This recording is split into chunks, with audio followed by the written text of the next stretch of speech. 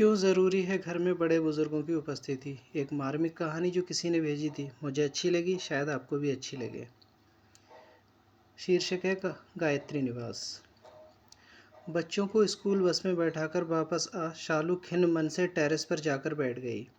सुहावना मौसम, हल्के बादल और पक्षियों के मधुर गान कुछ भी उसके मन को वो सुकून नहीं दे पा रहे थे जो वो अपने पिछले शहर के घर में छोड़ आई थी।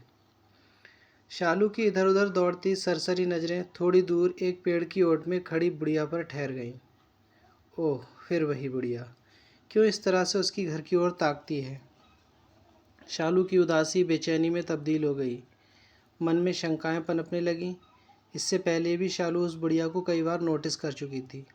2 महीने हो गए थे शालू को पूना से गुड़गांव शिफ्ट हुए, मगर अभी तक एडजस्ट नहीं हो पाई थी।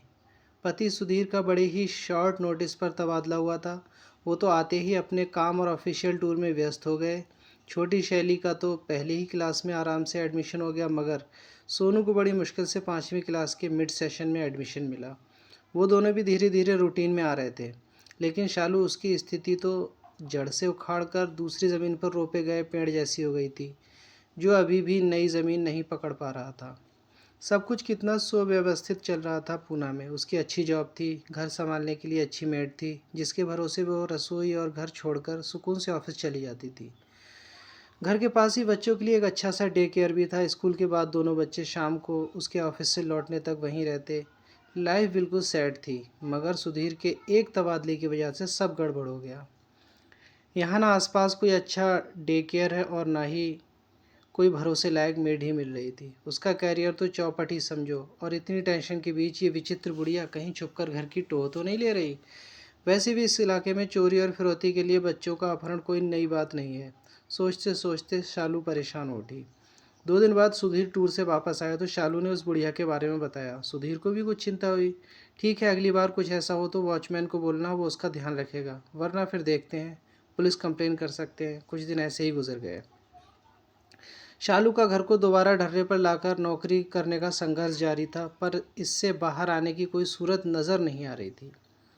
एक दिन सुबह शालू ने टेरेस से देखा, वॉचमैन उस बुढ़िया के साथ उसके मेन गेट पर आया हुआ था। सुधीर उससे कुछ बातें कर रहे थे। पास से देखने पर उस बुढ़िया की सूरत कुछ जानी पहचानी सी लग रही थी। शालू को लगा उसने ये चेहरा कहीं और भी देखा है, मगर कुछ याद नहीं आ रहा था। बात करके सुधीर घर के अंदर आ गए और वह बुढ़िया मेन गेट पर ही खड़ी रही। अरे, ये तो वही बुढ़िया है जिसके बारे में मैंने आपको बताया था। ये यहाँ क्यों आई है? शालू ने चिंतित स्वर में सुधीर से पूछा। बताऊंगा तो आश्चर्यचकित रह जाओगी। जैसा तुम उसके बारे में सोच रही थी वैसा कुछ भी नहीं है। जानती हो वो कौन है? शालू का विस्मित चेहरा आगे की बात सुनने को बेकरार था। वो इस घर की पुरानी मालकिन है। क्या? मगर ये घर तो हमने मिस्टर शांतनु से खरीदा है। ये लाचार बेबस बुढ़िया उसी शांतनु की अभागी माँ है, जिसने पहले धोखे से सब कुछ अपने नाम करा लिया और फिर ये घर हमें बेचकर विदेश चला गया। अपनी बूढ़ी माँ गायत्री देवी को एक वृद्धाश्रम में छोड़कर। छी, कितना कमीना इंसान है। देखने में तो बड़ा शरीफ लग रहा था। सुधीर का चेहरा वितृष्णा से भर उठा। वहीं शालू याददाश्त पर कुछ जोर डाल रही थी। हाँ, याद आया, स्टोर रूम की सफाई करते हुए इस घर की पुरानी नेम प्लेट देखी थी। उस पर गायत्री निवास लिखा था। वहीं एक राजसी ठाड़ वाड़ वाली महिला की एक पुरानी फ़ोटो भी थी। उसका चेहरा ही इस बुढ़िया से मिलता था। तभी तो मुझे लगा था कि इसे कहीं देखा है। मगर अब ये यहाँ क्यों आई है? क्या घर वापस लेने? पर हमने तो इसे पूरी कीमत देकर खरीदा है। शालू चिंतित हो उठी। नहीं नहीं, आज इनके पति की पहली बरसी है। ये उस कमरे में दिया जलाकर प्रार्थना करना चाहती हैं जहाँ उन्होंने अंतिम सांस ली थी। इससे क्या होगा? मुझे तो इन बातों में कोई विश्वास नहीं। तुम्हें ना सही, उन्हें तो है। और अगर हमारी हाथ से उन्हें थोड़ी सी खुशी मिल जाती है तो हमारा क्या घट जाएगा? ठीक है, आप उन्हें बुला लीजिए, अनमने मन से ही सही। मगर शालू ने हाँ कर दी। गायत्री देवी अंदर आ गईं। क्षीण काया, तन पर पुरानी सूती धोती, बड़ी बड़ी आंखों के कोरों में कुछ जमे कुछ पिघले से आंसू। अंदर आकर उन्होंने सुधीर और शालू को ढेरों आशीर्वाद दिए। नज़रें भर भर कर उस पराए घर को देख रही थी जो कभी उनका अपना था। आंखों में कितनी स्मृतियाँ, कितने सुख और कितने ही दुख एक साथ तैर आए थे। वो ऊपर वाले कमरे में गईं, कुछ देर आंखें बंद कर बैठी रहीं। बंद आंखें लगातार रिस रही थीं। फिर उन्होंने दिया जलाया, प्रार्थना की और फिर वापस से दोनों को आशीर्वाद देते हुए कहने लगी, मैं इस घर में दुल्हन बनकर आई थी। सोचा था अर्थी पर ही जाऊंगी, मगर स्वर भर्रा आया था। यही कमरा था मेरा। कितने साल हंसी खुशी बिताए हैं यहाँ अपनों के साथ, मगर शांतनु के पिता के जाते ही आंखें पुनः भर आईं।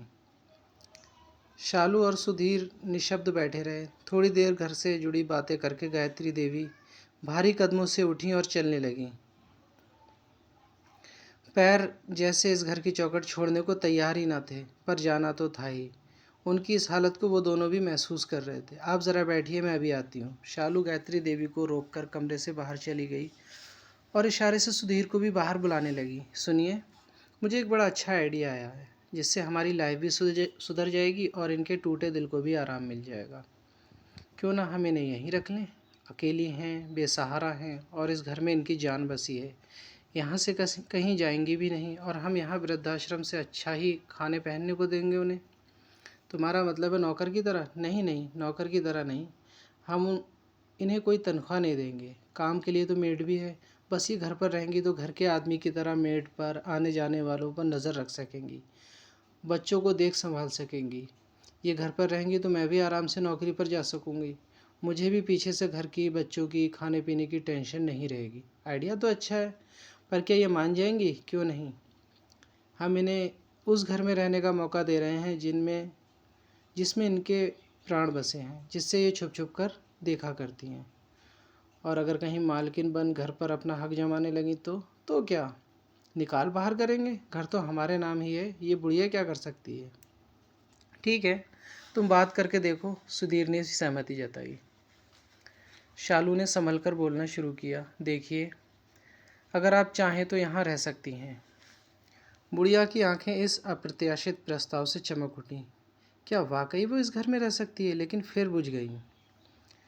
आज के ज़माने में जहाँ सगे बेटे ने ही उन्हें घर से ये कहते हुए बेदखल कर दिया कि अकेले बड़े घर में रहने से अच्छा है उनके लिए वृद्धाश्रम में रहना होगा, वहाँ ये पराये लोग उसे बिना किसी स्वार्थ के क्यों रखेंगे? नहीं नहीं, आपको नाहक ही परेशानी होगी। परेशानी कैसी? इतना बड़ा घर है और आपके रहने से हमें भी आराम हो जाएगा। हालांकि दुनियादारी के कटु अनुभवों से गुजर चुकी गायत्री देवी शालू की आंखों में छिपी मंशा समझ गईं, मगर उस घर में रहने के मोह में वो मना नहीं कर सकीं। गायत्री देवी उनके साथ रहने आ गईं और आते ही उनके सधे हुए अनुभवी हाथों ने घर की जिम्मेदारी बखूबी संभाल ली। सभी उन्हें अम्मा कहकर ही बुलाते। हर काम में उनकी निगरानी में सुचारू रूप से चलने लगा। घर की जिम्मेदारी से बेफिक्र होकर शालू ने भी नौकरी ज्वाइन कर ली। साल भर कैसे बीत गया पता ही नहीं चला। अम्मा सुबह दोनों बच्चों को उठाती, तैयार करती, मान मनुहार कर खिलाती और स्कूल बस तक छोड़ती। फिर किसी कुशल प्रबंधक की तरह अपनी देखरेख में बाई से सारा काम कराती। रसोई का वो स्वयं खास ध्यान रखने लगीं। खासकर बच्चों के स्कूल से आने से पहले वो नित नए स्वादिष्ट और पौष्टिक व्यंजन तैयार कर देती। शालू भी हैरान थी कि जो बच्चे चिप्स और पिज़्ज़ा के अलावा कुछ भी मन से ना खाते थे, वे उनके बनाए व्यंजन खुशी खुशी खाने लगे थे। बच्चे अम्मा से बेहद घुल मिल गए थे। उनकी कहानियों के लालच में कभी देर तक टीवी से चिपके रहने वाले बच्चे उनकी हर बात मानने लगे। समय से खाना पीना और होमवर्क निपटाकर बिस्तर में पहुंच जाते। अम्मा अपनी कहानियों से बच्चों में एक और जहां अच्छे संस्कार डाल रही थीं, वहीं हर वक्त टीवी देखने की बुरी आदत से भी दूर ले जा रही थी। शालू और सुधीर बच्चों में आए सुखद परिवर्तन को देखकर अभिभूत थे, क्योंकि उन दोनों के पास तो कभी बच्चों के पास बैठ बातें करने का समय ही नहीं होता था। पहली बार शालू ने महसूस किया कि घर में किसी बड़े बुजुर्ग की उपस्थिति, नानी दादी का प्यार बच्चों पर कितना सकारात्मक प्रभाव डालता है। उसके बच्चे तो शुरू से ही इस सुख से वंचित रहे, क्योंकि उनके जन्म से पहले ही उनकी नानी और दादी दोनों गुजर चुकी थीं। आज शालू का जन्मदिन था। सुधीर और शालू ने ऑफिस से थोड़ा जल्दी निकलकर बाहर डिनर करने का प्लान बनाया था। सोचा था बच्चों को अम्मा संभाल लेंगी, मगर घर में घुसते ही दोनों हैरान रह गए। बच्चों ने घर को गुब्बारों और झालरों से सजाया हुआ था। वहीं अम्मा ने शालू की मनपसंद डिशेज़ और केक बनाए हुए थे। इस सरप्राइज़ बर्थडे पार्टी, बच्चों के उत्साह और अम्मा की मेहनत से शालू अभिभूत हो उठी और आंखें भर आईं। इस तरह की वीआईपी ट्रीटमेंट की उसे आदत नहीं थी और इससे पहले बच्चों ने कभी उसके लिए ऐसा कुछ खास किया भी नहीं था। बच्चे दौड़कर शालू के पास आ गए और जन्मदिन की बधाई देते हुए पूछा, आपको हमारा सरप्राइज़ कैसा लगा? बहुत अच्छा, इतना अच्छा कि क्या बताऊं, कहते हुए उसने बच्चों को बाहों में भरकर चूम लिया।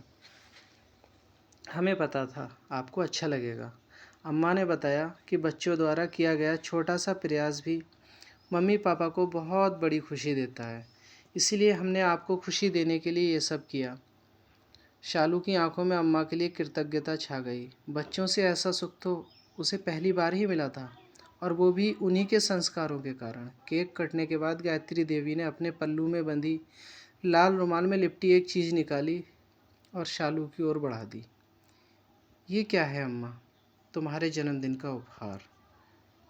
शालू ने खोलकर देखा तो रुमाल में सोने की चैन थी। वो चौंक पड़ी। ये तो सोने की मालूम होती है। हाँ बेटी, सोने की ही है। बहुत मन था कि तुम्हारे जन्मदिन पर तुम्हें कोई तोहफ़ा दूँ। कुछ और तो नहीं है मेरे पास, बस यही एक चैन है जिसे संभाल कर रखा था। मैं अब इसका क्या करूँगी? तुम पहनना, तुम पर बहुत अच्छी लगेगी। शालू की अंतरात्मा उसे कचोटने लगी, जिससे उसने लाचार बुढ़िया समझकर स्वार्थ से तत्पर हो अपने यहाँ आश्रय दिया था। उनका इतना बड़ा दिल कि अपने पास बचे इकलौते स्वर्ण धन को भी वह उसे सहज ही दे रही हैं। नहीं नहीं अम्मा, मैं इसे नहीं ले सकती। ले ले बेटी, एक माँ का आशीर्वाद समझकर रख ले। मेरी तो उम्र भी हो चली, क्या पता तेरे अगले जन्मदिन पर तुझे कुछ देने के लिए मैं रहूं भी या नहीं। नहीं अम्मा, ऐसा मत कहिए। ईश्वर आपका साया हमारे सिर पर सदा बनाए रखे, कहकर शालू उनसे ऐसे लिपट गई जैसे बरसों बाद कोई बिछड़ी बेटी अपनी माँ से मिल रही हो। वह जन्मदिन शालू कभी नहीं भूली, क्योंकि उससे उस दिन एक बेशकीमती उपहार मिला था जिसकी कीमत कुछ लोग बिल्कुल नहीं समझते, और वो है निस्वार्थ मानवीय भावनाओं से भरा माँ का प्यार। वो जन्मदिन गायत्री देवी भी नहीं भूली, क्योंकि उस दिन उनकी उस घर में पुनर्प्रतिष्ठा हुई थी। घर की बड़ी आदरणीय एक माँ के रूप में, जिसकी गवाही उसके घर के बाहर लगाई वो पुरानी नेम प्लेट भी दे रही थी, जिस पर लिखा था गायत्री निवास। शायद आपकी आंखें इस कहानी को सुनकर थोड़ी सी नम हो गई हों।